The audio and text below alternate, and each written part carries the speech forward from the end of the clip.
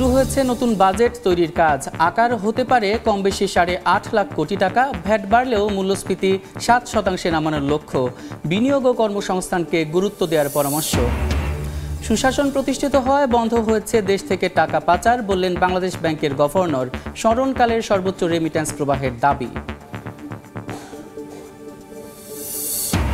অপরিকল্পিত উন্নয়নে খেসারত। 10,000 কোটি টাকার টানেল এড়িয়ে ঢাকা কক্সবাজার রুটের গাড়ি চলে শাহ আমানত সেতু দিয়ে। পটিয়া আনোয়ারায় সড়ক নির্মাণে মিলতে পারে মুক্তি। রাখাইন রাজ্যের চলমান সংঘাতে স্থবির হয়ে পড়েছে টেকনাফ স্থলবন্দরের আমদানি রপ্তানি। মাসে ভিড়ছে মাত্র 3 থেকে 4টি জাহাজ। মানবেতর দিন কাটাচ্ছে হাজারো শ্রমিক। এবং বাণিজ্য মেলায় বসেছে গৃহস্থালী পণ্যের পসরা। পণ্যভেদে রয়েছে বিশেষ অফার। স্টলগুলোতে ভিড় করছেন আগ্রহী ক্রেতা ও দর্শনার্থীরা। ছুটির দিনে জমতে শুরু করেছে বাণিজ্য মেলা।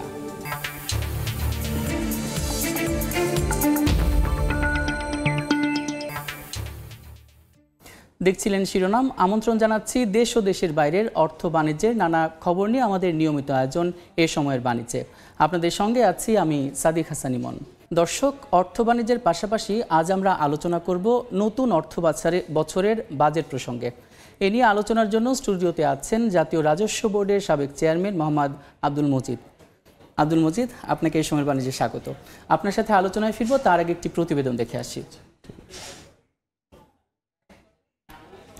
আগামী অর্থ বছরে মূল্যস্ফীতি 7% নামিয়ে আনতে চায় অন্তর্বর্তী সরকার। জিডিপি প্রবৃদ্ধি 5.5% হলেই তৃপ্ত থাকতে চান নীতি নির্ধারকরা। সব মিলিয়ে প্রায় 8.5 লাখ কোটি টাকার বাজেট হতে পারে 2025-26 অর্থ বছরে। এমন লক্ষ্যমাত্রা সামনে রেখে এরই মধ্যে নতুন অর্থ বছরের বাজেট তৈরির কাজ শুরু করেছে অর্থ মন্ত্রণালয়। অর্থনীতিবিদরা বলছেন, বাজেট যেন আগের মতো রাজনৈতিক উচ্চাভিলাষী না হয়, এতে যেন গুরুত্ব পায় বিনিয়োগ ও কর্মসংস্থান সৃষ্টির লক্ষ্য। কামরুল হাসান সবুজের প্রতিবেদন। আর্থিক খাত সংস্কারে অন্তর্বর্তী সরকারের নানা উদ্যোগ আশার আলো দেখালেও কোনোভাবেই যেন বাগে আসছে না লাগামহীন মূল্যস্ফীতি। চলতি অর্থবছরে 6.5% নামানোর লক্ষ্যমাত্রার বিপরীতে 6 মাস পরও তা চড়ে আছে 11-র কাছাকাছি। উচ্চাভিলাষ থেকে সরে খানিকটা সাবধানী বাজেট দেয়া হলেও চলতি অর্থবছর জিডিপি প্রবৃদ্ধি ধরা হয় 6.8%। যদিও সম্ভাব্য প্রবৃদ্ধির পরিমাণ 4.5% উল্লেখ করে প্রতিবেদন প্রকাশ করেছে আন্তর্জাতিক মুদ্রা তহবিল IMF। বার্ষিক উন্নয়ন কর্মসূচিতে 2,65,000 কোটি টাকা বরাদ্দ রাখা হলেও গত 6 মাসে খরচ হয়েছে মাত্র 40,000 কোটি টাকা। আর 4,80,000 কোটি টাকা রাজস্ব আদায়ের লক্ষ্যমাত্রার বিপরীতে নভেম্বর পর্যন্ত 5 মাসে এনবিআর আদায় করতে পেরেছে 1,59,015 কোটি টাকা। এই রাজস্ব আদায় বাড়াতেই গত বৃহস্পতিবার শতাধিক পণ্য ও সেবায় ভ্যাট শুল্ক বাড়িয়েছে সরকার। এ অবস্থার মধ্যে চলছে নতুন বাজেট তৈরির কাজ। অর্থ মন্ত্রণালয়ের সূত্র বলছে, এবার বাজেটের আকার হতে পারে প্রায় 8.5 লাখ কোটি টাকা। 7% মূল্যস্ফীতির বিপরীতে জিডিপি প্রবৃদ্ধি ধরা হতে পারে 5.5%। যেটা নিয়ে আসলে কথাবার্তা চলছে, প্রবৃদ্ধি 5.5%-এর মতো হতে পারে। বাজেট যেন গতানুগতিক রাজনৈতিক উচ্চাভিলাষী না হয় সেদিকে নজর দেওয়ার তাগিদ দিচ্ছেন অর্থনীতিবিদরা। এখন যে আকারটা আমরা শুনতেছি সেটি হচ্ছে গত বছর 7,97,000 কোটি টাকা ছিল। এটা এখন 8.5 লাখ টাকায় যদি নেয় তাহলে আমরা ধরে নিব ইনক্রিমেন্টাল বাজেটের দিকেই সরকার যাচ্ছে। পরিবর্তন যেটাকে বলছি, সেই পরিবর্তন কিন্তু একই স্ট্রাকচার রেখে আনাটা কিন্তু কঠিন হয়ে যাবে। এখন তো নানা রকমের যেহেতু সংস্কার কাজ চলছে এবং অর্থনীতিতে নানা রকমের চাপও রয়েছে, তো ম্যাক্রো ইকোনমিকে স্থিতিশীল করা যাচ্ছে না। আগামী অর্থ বছরের বাজেটের আকার 8 লাখ কোটি টাকার উপরে রাখা ঠিক হবে না। চলমান সংস্কারের অভিজ্ঞতা কাজে লাগিয়ে বাজেটের আকার বাড়ানোর চেয়ে বিনিয়োগ ও কর্মসংস্থান ঘিরে পরিকল্পনা সাজানোর পরামর্শ তাদের। বাজেটে ব্যয়ের আকারটা না বাড়িয়ে বরং কিভাবে আসলে বিনিয়োগটা বাড়ানো যায়, কিভাবে কর্মসংস্থান বাড়ানো যায়, কিভাবে মূল্যস্ফীতি কমানো যায়, সেই নীতিগত দিকগুলোতে একটু বেশি নজর দেওয়া উচিত। কোনো রাজনৈতিক বিবেচনায় যেহেতু প্রকল্প নেওয়ার কোনো সুযোগ নাই, এখন বাস্তবতার নিরিখে যাতে প্রকল্পগুলো নেওয়া হয়, যৌক্তিকভাবে যদি আমরা সেটাকে সাজাতে পারি, একটা চমৎকার বাজেট কিন্তু আমাদের দেওয়ার সুযোগ আছে। সংসদ না থাকায় আগামী জুনে রাষ্ট্রপতির অধ্যাদেশের মাধ্যমে ঘোষণা হবে এবারের বাজেট। কামরুল হাসান সবুজ, সময় সংবাদ, ঢাকা। স্যার, এতক্ষণ আমরা একটি প্রতিবেদন দেখছিলাম, তো আসলে তার সূত্র ধরেই বলি, একদিকে বাজেট কাটছাট করা হচ্ছে, আবার অন্যদিকে দেখা যাচ্ছে আগামী অর্থ বছরে বাজেট বাড়ানো হচ্ছে। তো এ ব্যাপারে আপনার মন্তব্য কি? ধন্যবাদ। বাজেট কাটছাট করা হচ্ছে অপ্রয়োজনীয় ব্যয় কিংবা রাজনৈতিক ধরনের উদ্দেশ্য অভিমুখী অনেক প্রকল্পের রেশনালাইজেশন, এইসব কারণে কাটছাট হচ্ছে। কিন্তু প্রকৃতপক্ষে আমার অর্থনীতিকে তো অগ্রগতিতে রাখতে হবে, কারণ আমাদের যা জিডিপির অ্যাবাউট 25% পর্যন্ত আমাদের বাজেটের আকার হওয়ার সুযোগ ছিল সবসময়, তবে সেটা গুণগত মানসম্পন্ন অগ্রগতি হওয়ার কথা ছিল। কিন্তু দেখা গেছে যে অতীতে বাজেটের আকার বাড়ানো হয়েছে আস্তে আস্তে, 17-18 জিডিপির বা এইভাবে গেছে, তারপরেও ওটাও নিচেই ছিল, তারপরেও কিন্তু সেই ব্যয়টা এটা ঠিক জিডিপিতে অবদান রাখার মতন বা সকলের আয় উন্নতির ব্যবস্থা করার মতন বৃদ্ধি ছিল না, যার জন্য উচ্চ অভিলাষী বলা হতো। এখন যেটা হবে সেটা হচ্ছে আমাকে উচ্চ অভিলাষী না, আমাকে বাস্তবভিত্তিক বাজেট তৈরি করতে হবে এবং আমার ইকোনমির যে গতি আছে, যে অবস্থান আছে, সেটাকে ধরে রাখার জন্যেও আমার বাজেট বড় লাগবে। কারণ আমি অলরেডি বিভিন্ন খাত ক্ষেত্র সব খুলে ফেলেছি, প্রত্যাশা সকলে চেয়ে ফেলেছি। যেমনটি কিছুক্ষণ আগে একজন আলোচক বললেন আর কি, যে কর্মসংস্থান সৃষ্টিটা হবে একটা প্রথম কাজ বিনিয়োগ। তার জন্য প্রাইভেট সেক্টরে বিনিয়োগ বাড়াতে হবে। এই বাড়ানো বৈষম্য বিরোধী আন্দোলনের তো প্রথম এজেন্ডাই তো ওইটাই ছিল, যে চাকরি পাওয়া বা কর্মসংস্থান হওয়া। কারণ আমরা একটা ডেমোগ্রাফিক ডিভিডেন্টের মধ্যে আমরা আছি। যদি আমরা এখানে আমাদের এই ডেমোগ্রাফিক যে ডিভিডেন্ডের মধ্যে আমরা আছি, এদেরকে যদি কর্মসংস্থান না করতে পারি এবং এই কর্মসংস্থানের সাথে যদি ব্যক্তিগত বিনিয়োগ মানে বেসরকারি বিনিয়োগ যদি না বাড়ে, শুধু সরকারি বিনিয়োগ বাড়ালে তো হবে না। তো সেইটা বাড়ানোর জন্যই আমার বাজেট ওই জন্যই বড় হবে, স্বাভাবিকভাবে ধারাবাহিকভাবে হবে। পার্থক্য হবে এটা রাজনৈতিক উচ্চাভিলাষী হবে না, এটা হবে গুণগত মানসম্পন্ন, অর্থাৎ কর্মসংস্থান সৃষ্টি এবং বেসরকারি বিনিয়োগের পরিবেশ সৃষ্টি, বেসরকারি বিনিয়োগকে ফ্যাসিলিটেট করার সৃষ্টির কারণ থেকেই কিন্তু এটা হবে, সেটা করতে হবে। যার জন্য আপনি দেখবেন যে এডিপিতেও কিন্তু এডিপি কাটছাট করা হচ্ছে যেটা অপ্রয়োজনীয়, যেটা দরকার নেই। তো ওইগুলো বাদ দিলেই কিন্তু ওখানে একটা স্পেস তৈরি হবে। আমাকে অন্য কাজে যেখানে লাগানো হয়নি আগে, যেখানে আমার করা হয়নি, যেটা আমার অর্থনীতি আমার জিডিপি গ্রোথে অবদান রাখতে পারতো, সেই সব জায়গাগুলোতে করা হয়নি বলে এই অসামঞ্জস্যতা হয়েছিল। এখন এইটাই করতে হবে, খুব বেশি প্রকল্প নেওয়া হবে এবং যেটার ওই লক্ষ্য ওইটাই আবার বলছি, কর্মসংস্থান সৃষ্টি, অর্থনীতি গতিশীল করা সৃষ্টি, অর্থনীতিতে দক্ষতা কী বলে সুশাসন এবং এই অন্যায় অনিয়ম আর কি মানে আত্মপাচার বা ইত্যাদি। আচ্ছা স্যার, এখানে দেখা যাচ্ছে যে চলতি অর্থ বছরে রাজস্ব আয়ের যে লক্ষ্যমাত্রা সেটা কিন্তু অনেকটাই কম। তো এই পরিস্থিতি আসলে কেমন হতে পারে এই পরিস্থিতিতে? না, এটা হচ্ছে রাজস্ব লক্ষ্যমাত্রা কমের কারণ হচ্ছে আদায় করা হচ্ছে না বা হয়নি। হ্যাঁ, প্রচুর দেওয়া হয়েছে, কি বলে রেয়াত দেওয়া হয়ে গেছে। তারপরে একজনের কাছে এখন দেখা যাচ্ছে 18,000 কোটি টাকা 15,000 কোটি টাকা ভ্যাট পাও না। তাহলে এগুলো নেওয়া হয়নি, করা হয়নি, এগুলো করতে হবে। এগুলো করলে এই মুহূর্তে কাল পরশুই হয়তো আমার রেভিনিউ শুট আপ করবে না, কিন্তু আমি যদি ব্যবস্থাগুলো ঠিকমতো নেই তাহলে আমার কিন্তু এই রাজস্বর লক্ষ্যমাত্রা ছাড়িয়ে যাওয়াটাই সম্ভব এবং উচিত। 2007-8 সালে আমরা আমাদের লক্ষ্যমাত্রার চাইতে আমরা 10,000 কোটি টাকা আরও বেশি অর্জন করেছিলাম, কারণ কিছু ব্যবস্থা নেওয়া হয়েছিল। সেই ব্যবস্থাগুলোর নেওয়া গেলে আমি মনে করি এই রাজস্ব আহরণের যে সীমারেখা মানে যে নিম্নগামীতে এটা থাকবে না। আচ্ছা স্যার, কিছুক্ষণ আগে বলছিলেন যে কর্মসংস্থান বাড়ানো হবে, কিন্তু দেখা যাচ্ছে যে উন্নয়নমূলক মানে কর্মকাণ্ডে এই বাজেটে দেখা যাচ্ছে যে কর্মসূচিতে কাটছাট করা হচ্ছে। তো এই পরিস্থিতিতে আসলে উন্নয়নমূলক কর্মকাণ্ড বা কর্মসংস্থান কিভাবে সৃষ্টি হবে? আচ্ছা, আপনি আপনার প্রশ্নের ভিতরেই কিন্তু এর উত্তর আছে। উন্নয়নমূলক কর্মকাণ্ড কাটছাট করা হচ্ছে কোনটা? যেটাতে কর্মসংস্থান নাই, যেটা শুধু 25 টাকা জিনিসে 75 টাকা দেখিয়ে যে উন্নয়ন প্রকল্প, সেই প্রকল্পটা কাটিয়ে 25 টাকাতেই আনা হচ্ছে। এনে ওখানে এটা যাতে গুণগত মানসম্পন্ন প্রকল্প হয়। গুণগত মানসম্পন্ন মানে কি? কর্মসংস্থান সৃষ্টি করে, জিনিসটাকে সকলের ব্যবহারের উপায় সৃষ্টি করে, জবাবদিহিতা সৃষ্টি করে। সেটার জন্যই এই কাটসেট করাতে ওইটার দিকে যদি আমি ধাবিত হতে পারি, হতে হবে। এটা হলেই তখন এই উন্নয়ন প্রকল্প এটা বাড়বে, আমার জিডিপির রেশিও ঠিক থাকবে। স্যার, এই যে বড় বাজেটে এটা দেখা যায় রাজস্ব আদায়টাও কঠিন হয়ে পড়ে, আর এনবিআর দেখা যায় কি লক্ষ্যমাত্রা অর্জন কিংবা কোন কোন লক্ষ্যমাত্রা ইয়ে করবে আর কি নতুনভাবে ভ্যাট আদায়ের ক্ষেত্রে আপনার মনে হয়? না, এইটা বিষয়টা একটু বোঝার দরকার। মনে করা হচ্ছে যে, বা মনে হচ্ছে অনেকের যে এই ভ্যাট শুল্ক এগুলো বাড়িয়ে বোধহয় আমার রেভিনিউ বেশি বাড়ানোর উদ্দেশ্য পাইছে। না, নিশ্চয়ই তারা ব্যাখ্যা করবেন এটা বিষয়টা ওটা না। এটা হচ্ছে যে আমার যেখানে ফাঁকি হয়ে গেছে সেখানে টাইট দেওয়া, ঠিক মতন করে আমাকে ওই টাকাটাই এনে, যে বললাম কিছুক্ষণ আগে 15,000 কোটি টাকা একজন কাছে ভ্যাট পাওনা হয়ে গেছে। ভ্যাট পাওনা হলো কেন? এবং আপনি ওটা আনবেন, ওই ভ্যাট 15,000 কোটি টাকা আনলে তো আপনার এখন কিছুই বাড়াতে হয় না।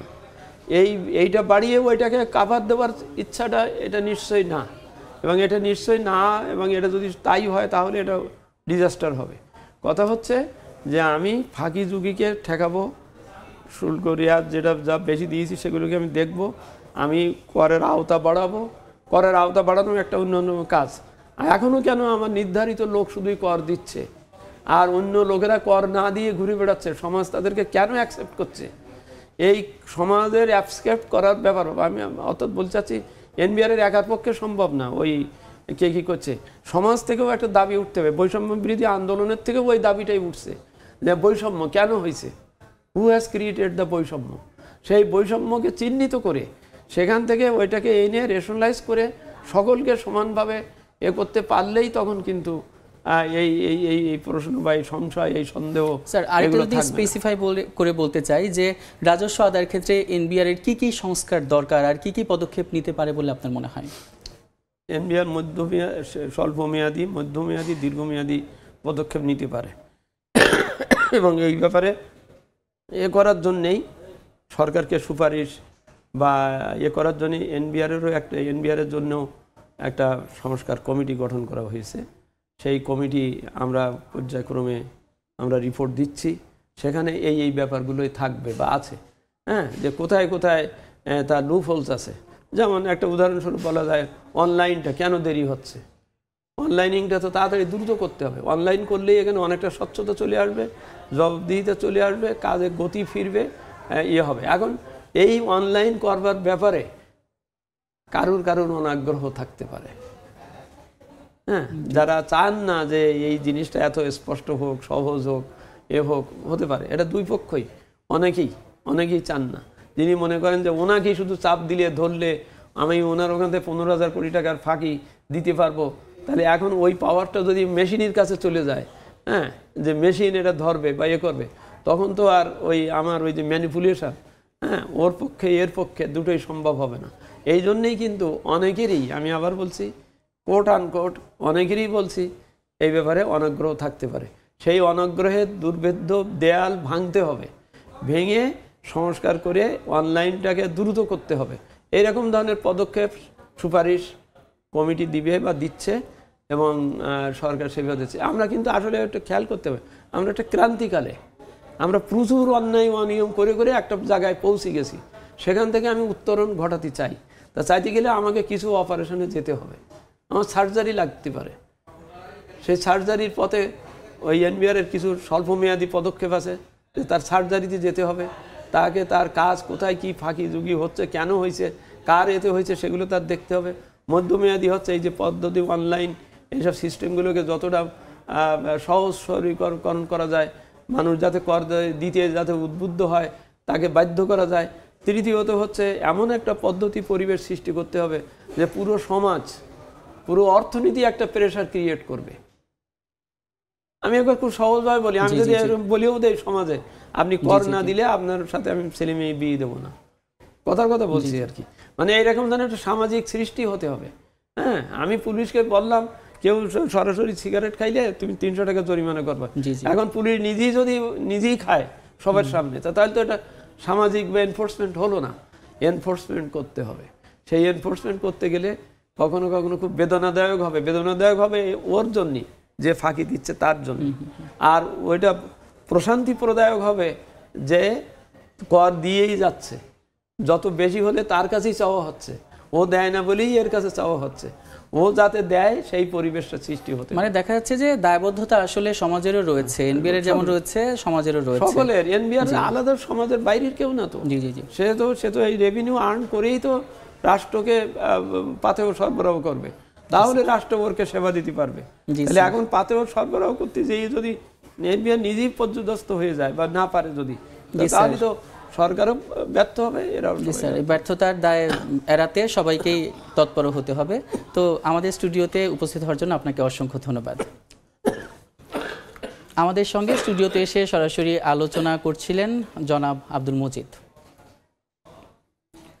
সুশাসন প্রতিষ্ঠিত হয় দেশ থেকে টাকা পাচার বন্ধ হয়ে অর্থনীতিতে স্থিতিশীলতা ফিরে আসছে বলে মনে করেন বাংলাদেশ ব্যাংকের গভর্নর আহসান এইচ মনসুর। সকালে রাজধানীর একটি হোটেলে সেন্টার ফর এনআরবি আয়োজিত অনুষ্ঠানে একথা বলেন তিনি। এই 6 মাসে আমরা ডিসপাইট জুলাই অগাস্টের ঘটনা প্রবাহ বাদ দিয়েও আমাদের রেমিটেন্স নেট বৃদ্ধি হয়েছে 3 বিলিয়ন টাকা, যেটা একটা বড় একটা অবদান রেখেছে। আমাদের এক্সপোর্ট বেড়েছে প্রায় $2.5 বিলিয়ন। $5.5 বিলিয়ন কিন্তু আমাদের অনেক কাজে লেগেছে এই দুঃসময়ে। আসলে যেটা হয়েছে, টাকার যে পাচারটা ছিল সেটা বন্ধ হয়েছে, অর্থাৎ গুড গভর্নেন্স দেশে ফিরে আসাতে দেশের অর্থনীতিতে নেট রিটেনশনটা বেড়ে গেছে। অপরিকল্পিত উন্নয়নের 10,000 কোটি টাকার টানেল, যানবাহন শূন্য থাকলেও শাহ আমানত সেতুতে সৃষ্টি হচ্ছে অসহনীয় যানজট। ঢাকা কক্সবাজার রুটের সব গাড়ি টানেল এড়িয়ে এই পথ ব্যবহার করায় যানজট পরিস্থিতি ভয়ঙ্কর হয়ে উঠেছে। পটিয়া ও আনোয়ারা থেকে নতুন সড়ক নির্মাণ করে চলাচল পতেঙ্গামুখী করা না গেলে যানজট সামাল দেওয়া সম্ভব হবে না বলে মত বিশেষজ্ঞের। শাখাওয়াতিপুর ক্যামেরায় কমলদের রিপোর্ট। নগরীর যানজট নিরসনে কর্ণফুলী নদী তলদেশ দিয়ে 10,000 কোটি টাকা খরচ করে তৈরি করা হয়েছে এই টানেল। কথা ছিল দৈনিক এই টানেল দিয়ে গাড়ি চলাচল করবে 18,500, চলছে 4,000-এরও কম। টোল কমিয়ে ফেলে মানুষকে যদি উৎসাহিত করা যায় এবং অন্য লিঙ্কগুলিতে কমপ্লিট করা যায়, তাহলে আমাদের হয়তো মনে হয় যে আমাদের টার্গেটের 60-70% পর্যন্ত আমরা 2-4-5 বছরের মধ্যে আমরা পৌঁছাতে পারবো। বন্দরনগরী চট্টগ্রামের প্রবেশ মুখ শাহ আমানত সেতু মূলত পর্যটন নগরী কক্সবাজার, বন্দরনগরী চট্টগ্রামকে রাজধানী ঢাকার সাথে যুক্ত করেছে এই সেতু। টানেল এরিয়ে সমস্ত যানবাহন চলে যাচ্ছে এই সেতু দিয়ে, আর এর ফলে প্রতিনিয়ত এখানে সৃষ্টি হচ্ছে তীব্র যানজটের। সাফার করতেছি ড্রাইভাররা, মানে এই জামটা কিন্তু আপনার করাচিন পার হয়ে চলে যায়, ওদিকে আপনার নতুন ব্রিজ পার হয়ে যাচ্ছে। দক্ষিণ চট্টগ্রামের ভিতরে খুবই একটা ঝামেলা ভোগান্তির এই টুল নিয়ে অভিযোগ উঠেছে টানেল নির্মাণের আগে সম্ভাব্যতা যাচাইয়ের যে রিপোর্ট দেওয়া হয়েছিল সেটি যেমন ভুল ছিল, তেমনি ঢাকা চট্টগ্রাম কক্সবাজার রুটের গাড়িগুলোকে টানেলমুখী করার কোনো পরিকল্পনা ছিল না। এই অবস্থায় প্রতিদিন 27 লাখ টাকার বেশি ক্ষতির মুখে থাকা টানেলকে গতিশীল করতে দক্ষিণ চট্টগ্রামের আনোয়ারা এবং পটিয়া হয়ে নতুন রাস্তা নির্মাণের কোনো বিকল্প দেখছেন না বিশেষজ্ঞরা। শিল্পাঞ্চল যদি গঠন করা যায় বা ভালো কোনো আবাসিক প্রকল্প নেওয়া যায়, তাহলে এটার ব্যবহারযোগ্যতাটা অনেক গুণ বেড়ে যাবে। চন্দনেশের গাছবাড়িয়া থেকে আনোয়ারা চৌমোহনীর দিকে 407 কোটি টাকা খরচ করে 10 কিলোমিটার দীর্ঘ একটি নতুন সড়কের কাজ চলছে, অথচ পরিকল্পনা অনুযায়ী কক্সবাজারে চকরিয়া কিংবা পেকুয়া হয়ে এই সড়কটি তৈরি করা হলে যাত্রাপথে দূরত্ব যেমন অন্তত 60 কিলোমিটার কমে আসত, তেমনি ঢাকা রুটের গাড়িগুলো টানেল হয়ে সীতাকুণ্ডের ফৌজদারহাট পৌঁছাতে পারত স্বল্প সময়ে। কমল দে, সময় সংবাদ, চট্টগ্রাম।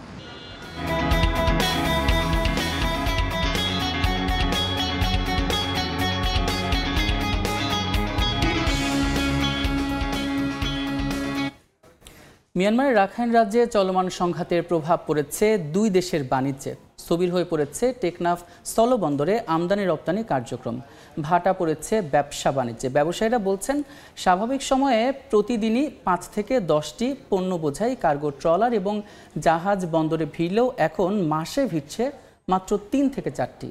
বেকার হয়ে মানবেতর দিন কাটাচ্ছে 1000-এরও বেশি বন্দর শ্রমিক। মোহাম্মদ ফরাজের ক্যামেরায় সুজাউদ্দিন রুবেলের রিপোর্ট। রাখাইনের মংডু ও আকিয়াব নদী বন্দরের সঙ্গে বাণিজ্যিক কার্যক্রমের প্রধান করিডোর টেকনাফ স্থলবন্দর। এই বন্দর দিয়ে আমদানি হয় কাঠ, সুপারি, মাছ, মশলা, ছোলা, পেঁয়াজ, শুটকি সহ নানা পণ্য। এর বিপরীতে রপ্তানি হয় প্লাস্টিক সামগ্রী, সিমেন্ট, তৈরি পোশাক, ওষুধ, প্রসাধনী সহ নানা খাদ্যপণ্য। কিন্তু মিয়ানমারের সংঘাতময় পরিস্থিতির কারণে আমদানি রপ্তানি কার্যক্রম এক প্রকার স্থবির। ব্যবসায়ীরা বলছেন, রাখাইনের মংডু ও আকিয়াব বন্দর আরকান আর্মির দখলে থাকায় বন্ধ রয়েছে পণ্য আমদানি রপ্তানি। আগে তো দিল্লি আসতো চারটা, এখন মাসে আসতে চারটা। আমদানিকারক যারা আছে এরা এই বন্দর থেকে মুখ ফিরিয়ে নিতেছে।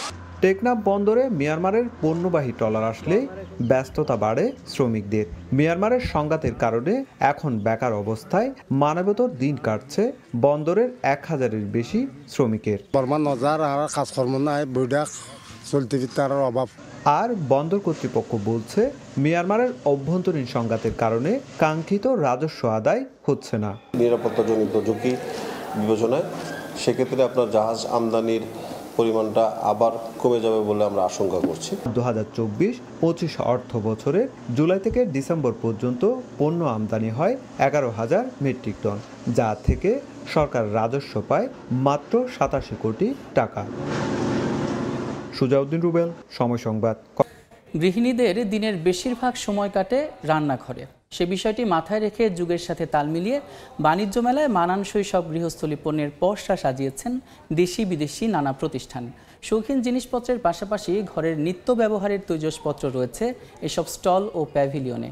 সকাল থেকে রাত পর্যন্ত ক্রেতা ও দর্শনার্থীরা ভিড় করছে সেসব কিনতে। পণ্যভেদে রয়েছে বিশেষ অফারও, তবে দাম অনেকটাই বেশি বলে অভিযোগ ক্রেতাদের। ঢাকা আন্তর্জাতিক বাণিজ্য মেলায় আসা নারী ক্রেতাদের চাহিদার কথা মাথায় রেখে মেলা প্রাঙ্গণে বসেছে নানা ধরনের গৃহস্থালী পণ্যের পসরা। ঘরের নানা উপকরণের স্টলগুলোতে ভিড়ও অনেক। সকাল থেকে রাত পর্যন্ত ক্রেতা ও দর্শনার্থীরা ভিড় করছে এসব স্টলে। গৃহিণীদের বেশিরভাগ সময় কাটে রান্নাঘরে বলেই তাদের কথা মাথায় রেখে বিক্রেতারাও এনেছেন হাঁড়ি পাতিল, ইলেকট্রিক মাল্টিকুকার সহ কারুকাজ করা হরেক রকম তৈজসপত্র। ননস্টিক গুলো প্লাস হানিকমের কিছু প্রোডাক্ট আছে, আর গ্যাস স্টোভ আছে। এই প্রোডাক্টগুলো খুব ভালো যাচ্ছে মাত্র। সকল পণ্যের উপর আমাদের এখানে সর্বনিম্ন পার্সেন্ট হলো 10%। যে কালেকশনগুলো বাণিজ্য মেলাতে প্রত্যেকটা কাস্টমারের দৃষ্টি আকর্ষণ করে, ওই প্রোডাক্টগুলো আমরা বিশেষ করে ইম্পোর্ট করে থাকি। প্রাইস আছে আপনি 5,000-6,000 টাকা, আবার সর্বনিম্ন আপনি 100-150 টাকার জিনিসও আছে আমাদের কাছে। তৈজসপত্রের মধ্যে নতুন ও ব্যতিক্রমী পণ্যের দিকে আগ্রহ বেশি দর্শক ও ক্রেতাদের। তবে ছাড়ের পরেও পণ্যের দাম বেশি বলে অভিযোগ তাদের। ওই বাচ্চার আম্মু আসার পরে বলতেছে যে এখানে নিয়ে আসেন, এখান থেকে নিয়ে নেন, তাই ওদের নিয়ে আগে আসছে। এখানে অনেক দোকানে অনেক ছাড় দিয়েছে, কিন্তু এই জায়গাটা অনেক দাম। গৃহস্থলীর জিনিসের প্রতি একটা আকর্ষণ, আর আকর্ষণের থেকেই চাহিদাটা থাকে এইদিকেই। আনকমন কিছু আছে কিনা বা শৌখিন মেয়েদের ঘর সাজানোর কিছু আছে কিনা, এর জন্যই আসা। মাসব্যাপী চলায় মেলা সকাল 10টা থেকে শুরু হয়ে চলবে রাত 9টা পর্যন্ত। সাপ্তাহিক ছুটির দিনে যা খোলা থাকে রাত 10টা পর্যন্ত। উম্মে হানি, সময় সংবাদ, ঢাকা। এই মুহূর্তে ঢাকা আন্তর্জাতিক বাণিজ্য মেলায় আছেন সহকর্মী ইয়ানুর শিফাত। সরাসরি চলে যাচ্ছি সেখানে। ইয়ানুর,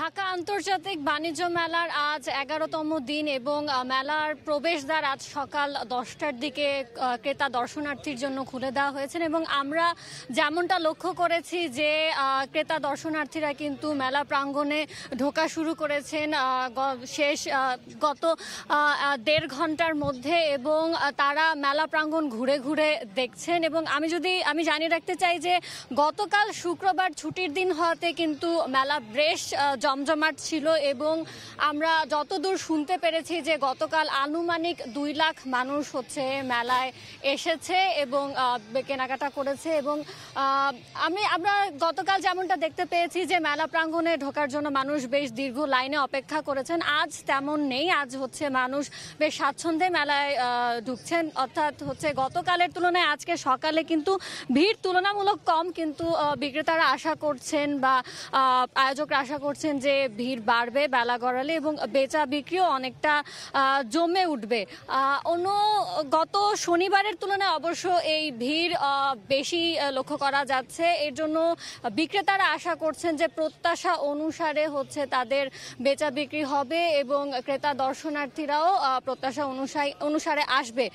আর আজ যেহেতু মাত্র 11 জানুয়ারি, তো বিক্রেতারা এমনটা আশা করছেন যে আর 15 জানুয়ারির পরে বা থার্ড উইকে হচ্ছে গিয়ে বেচা বিক্রি এবং দর্শনার্থীর সংখ্যা বাড়বে। কারণ হচ্ছে গিয়ে ওই সময়টাতে যারা চাকুরিজীবী তারা হচ্ছে বেতন পান এবং এই সময় তারা কেনাকাটা করার জন্য হচ্ছে মেলাতে আসবেন। এখন হয়তো যারা আসছেন তারা হচ্ছে অনেকটা ঘুরে দেখছেন, এমনটা আবার এমনও হয়েছে অনেকে কিন্তু কেনাবেচা করছেন, দরদাম করে কিনছেন, আবার অনেকে ঘুরে দেখছেন। তো মিশ্র প্রতিক্রিয়া জানিয়েছেন বিক্রেতারা। এছাড়া হচ্ছে আমরা যেমনটা গতকালও দেখেছি এবং আজকেও দেখতে পাচ্ছি, এর আগে নর্মালি সাধারণত মানুষ যেরকম এই এলাকার আশেপাশের মানুষই মেলা প্রাঙ্গণ ঘুরে দেখেন, বাট আমরা যে এই শনি এবং শুক্রবারে দেখেছি যে ঢাকার আশেপাশের দূর দূরান্তের মানুষও মেলা প্রাঙ্গণ ঘুরে দেখছেন।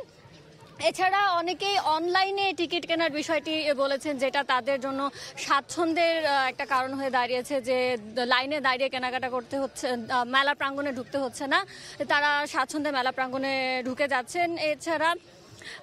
এছাড়া এবার বাণিজ্য মেলায় হচ্ছে 362টি স্টল রয়েছে এবং তারা আশা করছেন যে বেচা বিক্রি বাড়বে বেলা গড়ানোর সঙ্গে সঙ্গে। তো এই ছিল ঢাকা আন্তর্জাতিক বাণিজ্য মেলা প্রাঙ্গণ থেকে আমার কাছে থাকা সবশেষ সংবাদ। বান্দরবানে পাহাড় খেকোদের থামানোর যেন কেউ নেই। যেখানে সেখানে নানা অজুহাতে চলছে পাহাড় কাটার মহোৎসব। ধ্বংস হচ্ছে প্রাণ প্রকৃতি, গড়ে তোলা হচ্ছে বসতিসহ নানা স্থাপনা। স্থানীয়দের অভিযোগ, পরিবেশ অধিদপ্তর ও প্রশাসনকে ম্যানেজ করেই পাহাড় কাটছে সিন্ডিকেট। জড়িতদের আইনের আওতায় আনার চেষ্টা চলছে বলে জানিয়েছে পরিবেশ অধিদপ্তর। সোহেল কান্তিনাথের ক্যামেরায় বিস্তারিত এনে জাকিরের রিপোর্টে। এক্সকাভেটর দিয়ে দিনরাত অবাধে চলছে পাহাড় কাটা। পাহাড়ের পাদদেশ সমতল করে সেখানে গড়ে তোলা হচ্ছে বসতি, নির্মাণ করা হচ্ছে নানা স্থাপনা।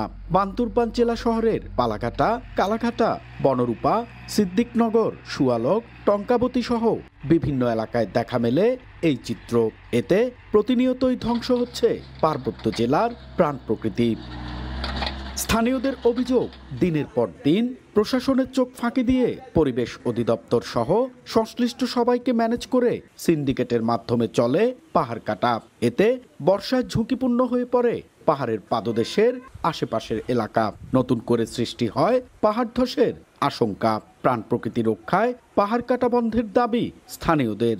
অনুমতিবিহীন তারা কাটতেছে, তারা কাউকে কোনো তোয়াক্কার করতেছে না। বৃষ্টি ফলে তাই তো মারি গায়ের উপরে পড়বে, এগুলো তো রিক্সের উপরে না। যারা পাহাড় কাটে তাদেরকে আইনের আওতায় আনা হোক। পাহাড় খেকুদের আইনের আওতায় আনতে নিয়মিত অভিযান চলছে বলে জানিয়েছে পরিবেশ অধিদপ্তর। সম্প্রতি সময় যেসব জায়গায় পাহাড় কর্তন দেখা যাচ্ছে সেসব জায়গায় আমরা প্রত্যেকটা জায়গায় ভিজিট করেছি। তাদের বিরুদ্ধে অনুসন্ধান চলতেছে এবং তাদের বিরুদ্ধে নিয়মিত এনফোর্সমেন্ট মামলা প্রক্রিয়াধীন রয়েছে এবং যে সিন্ডিকেটগুলো রয়েছে তাদেরকে আমরা শনাক্ত করার চেষ্টা করতেছি। শনাক্ত করার পরে তাদের বিরুদ্ধে যথাযথ ব্যবস্থা নেব, যাতে পরবর্তী তারা এই ধরনের কাজ করতে না পারে। গত এক বছরে বান্দরবানে পাহাড় কাটার দায়ে জড়িতদের বিরুদ্ধে ৭২টি মামলা করেছে পরিবেশ অধিদপ্তর।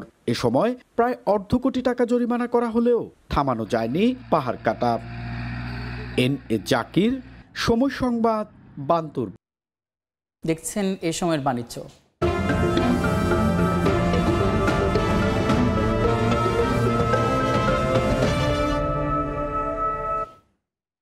গয়না গ্রামখ্যাত সাভারের ভাড়কুর্তা। এখানে পাওয়া যায় মাথার টায়রা, কানের দুল, কানের নথ, গলার হার, হাতের ব্রেসলেট সহ ইমিটেশনের বাহারি সব গয়না। বিস্তারিত জানাতে সেখান থেকে সরাসরি যুক্ত হচ্ছেন রিপোর্টার মুজাফফর হোসেন জয়। সরাসরি চলে যাচ্ছি তার কাছে। গ্রামে, যেটি মূলত গয়না গ্রাম হিসেবে খ্যাত, আপনারা জানেন যে প্রায় 100 থেকে 150 বছরের পুরাতন ঐতিহ্যবাহী এই গ্রামটিতে বিভিন্ন তামা, রূপা এবং আপনার বিভিন্ন ইমিটেশনের গয়না তৈরি হয়ে থাকে। সেই গয়নাগুলো মূল্য সাধারণত 50 থেকে ধরে 1000 টাকা পর্যন্ত হয়ে থাকে। এখানে বিখ্যাত এই গ্রামটিতে এই ইউনিয়নের মূলত 27টি গ্রাম রয়েছে। 27টি গ্রামের মধ্যে 12টি গ্রামেই গয়না তৈরি হয়ে থাকে এবং এই গয়না কারুকার্য মণ্ডিত হওয়ার কারণে এখানের গয়না অত্যন্ত বিখ্যাত এবং বাংলাদেশের প্রত্যন্ত অঞ্চলে এই গয়না বিখ্যাত হিসেবে বিক্রি হয়ে থাকে। আপনারা জানেন যে এই গয়না তৈরি হওয়ার পর কিন্তু এই গয়নাগুলো চলে যায় রাজধানীতে এবং সেখান থেকে মূলত সর্বশেষ কাজ হওয়ার পরে বিভিন্ন বিপণী বিতান সহ বিভিন্ন গয়নার যে দোকান রয়েছে সেই দোকানগুলোতে এই গয়না বিক্রি হয়ে থাকে। মূলত আপনারা দেখতে পাচ্ছেন যে গয়না তৈরি করার যে কারিগর রয়েছে তারা কিন্তু তাদের কাজে ব্যস্ত রয়েছেন, গয়না তৈরি করছেন।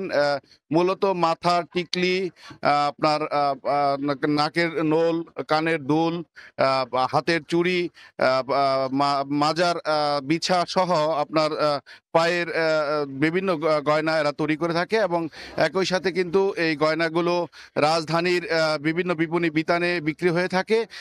বাংলাদেশের প্রায় ধরতে গেলে প্রায় বছরে এখানে 1 কোটি থেকে 1.5 কোটি টাকা পর্যন্ত গয়না বিক্রি হয়ে থাকে বলে আমাদেরকে কারিগররা জানিয়েছেন। তারা বলছেন যে মূলত এখানে প্রায় 10 থেকে 15 হাজার শ্রমিক এই গয়নার কাজের সাথে জড়িত রয়েছে। বছরে প্রায় 100 থেকে 150 কোটি টাকা পর্যন্ত তারা বিক্রি করে থাকেন এই গয়না। কিন্তু গয়নার বাজারের চাহিদা কিছুটা অপূর্ণতা রয়েছে বলে তারা আমাদেরকে জানিয়েছেন যে কাঁচামালের যে দাম তা বৃদ্ধি পাওয়ায় কিন্তু তারা সঠিক মূল্য পাচ্ছে না বলে আমাদেরকে জানিয়েছেন। মূলত এই গ্রামে গয়না তৈরি হয়েছে প্রায় 100-150 বছর আগে।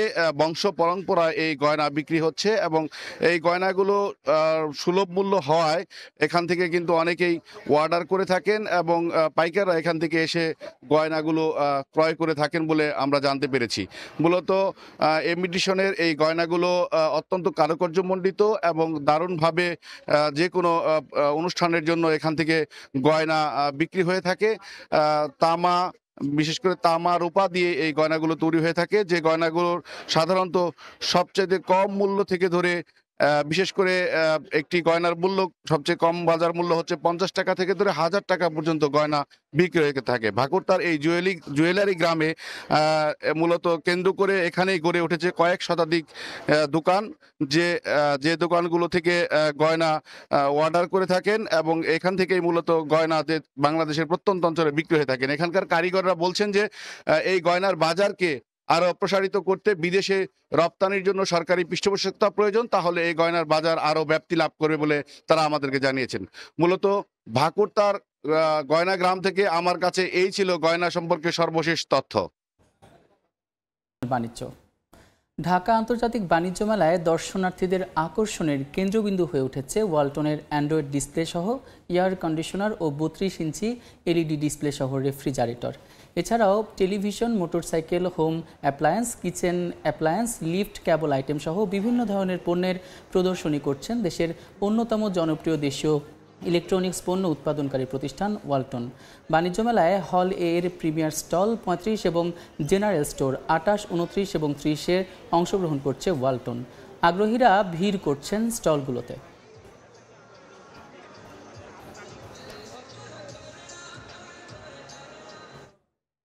উনত্রিশতম ঢাকা আন্তর্জাতিক বাণিজ্য মেলা 2025 উপলক্ষে মিনিস্টার প্যাভিলিয়নে মিলছে minister fridge, AC, LED TV, washing machine এবং ওভেন কিনে স্ক্র্যাচ কার্ড ঘষে কোটিপতি হওয়ার সুযোগ। এছাড়াও স্ক্র্যাচ কার্ড ঘষে পাওয়া যাবে একটির সাথে একটি ফ্রি অফার সহ আকর্ষণীয় নানা উপহার। এসব অফার ছাড়াও মিনিস্টার ও মাইওয়ান এসিতে রয়েছে 30% ছাড় সহ 1000 টাকার গিফট ইনস্টলেশন। এর বাইরেও ফ্রিজে থাকছে 55% পর্যন্ত অফার। এছাড়াও মিলবে বিভিন্ন হিউম্যান কেয়ার পণ্য। মিনিস্টার প্যাভিলিয়নে এসে এক জায়গাতেই প্রয়োজনীয় সব পণ্য ক্রয় করতে পারবেন ক্রেতারা। ফলে মেলার আকর্ষণের শীর্ষে রয়েছে মিনিস্টার প্যাভিলিয়ন। বিদেশে উচ্চ শিক্ষা নিতে শিক্ষার্থীদের আগ্রহ দিন দিন বাড়ছে, এমন চিত্রই মিলেছে প্রায় 1000 শিক্ষার্থীর অংশগ্রহণে আয়োজিত এক্সপার্ট এডুকেশন এক্সপো 2025-এ। বৃহস্পতিবার রাজধানীর একটি হোটেলে দিনব্যাপী এই শিক্ষা প্রদর্শনীর আয়োজন করা হয়। এতে ইউরোপ, আমেরিকা সহ বিভিন্ন দেশের বিশ্ববিদ্যালয়ের প্রতিনিধিরা অংশগ্রহণ করেন। আগ্রহীরা বিভিন্ন বিশ্ববিদ্যালয়ে আবেদন প্রক্রিয়া, কোর্সের বিস্তারিত তথ্য, অ্যাপয়েন্টমেন্ট জটিলতা নিরসনে করণীয় সম্পর্কে জানার সুযোগ পায়। সহজে স্কলারশিপ পাওয়ার বিষয়েও আলোচনা হয় দিনভর।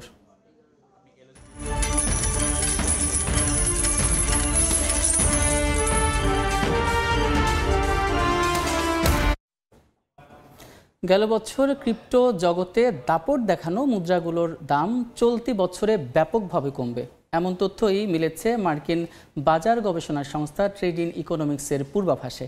এবছর বিটকয়েনের দাম কমতে পারে $24,000। বিটকয়েন বিশ্বব্যাপী সবচেয়ে পরিচিত ক্রিপ্টোকারেন্সি। গেল 5 নভেম্বর মার্কিন নির্বাচনের পর 15 ডিসেম্বরের মধ্যে এই ক্রিপ্টো মুদ্রার দাম 50% বেশি বেড়ে যায়, রেকর্ড গড়ে উঠে যায় $1,06,000। তবে ট্রাম্প মার্কিন প্রেসিডেন্ট নির্বাচিত হওয়ার পর যেভাবে দাম বাড়ছিল, বর্তমানে সেখান থেকে সরে ধারাবাহিক দরপতনের মুখে পড়েছে মুদ্রাটি।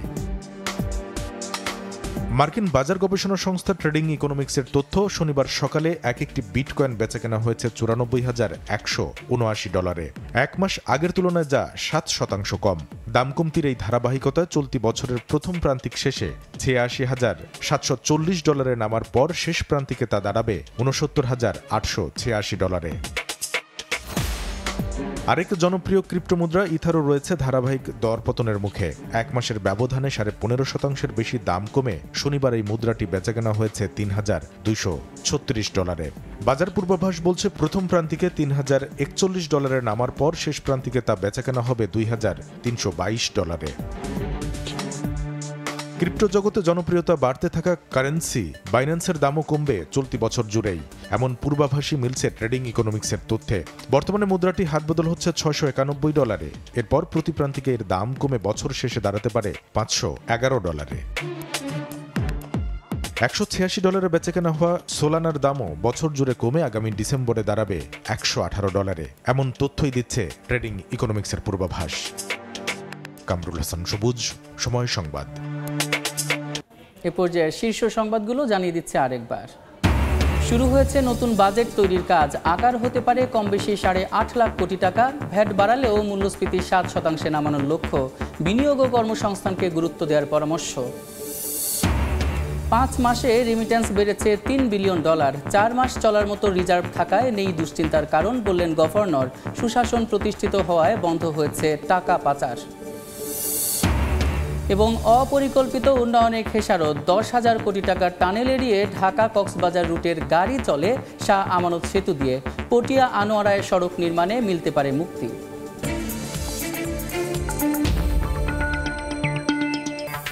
এই ছিল এ সময়ের বাণিজ্যের সঙ্গে থাকুন সময়ের।